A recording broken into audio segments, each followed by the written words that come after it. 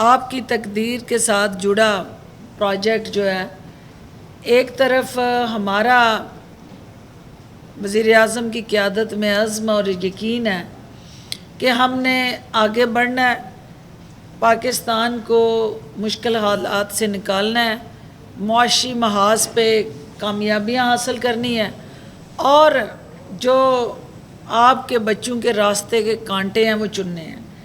وہ کیسے اچیو ہوگا جب اس ملک میں سیاسی استحکام ہوگا۔ معاشی استحکام کے لیے اشد ضروری ہے سیاسی استحکام یقینی بنانا۔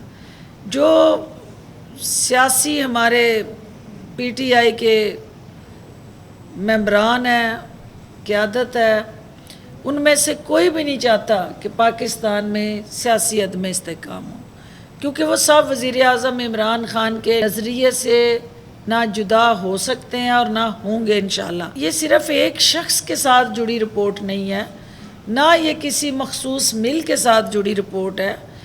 ایک شوگر مل مافیا کا جو اس پہ کمیشن بنا اور فائنڈنگز آئیں، اس فائنڈنگ پہ پرائم منسٹر صاحب نے علی ظفر صاحب کو لیگل ایشوز کو دیکھنے کے لیے ذمہ داریاں دیں۔ ٹیکنیکل رپورٹ تھی، اس کا لیگل ایسپیکٹ جو ہے وہ علی ظفر صاحب دیکھ رہے ہیں۔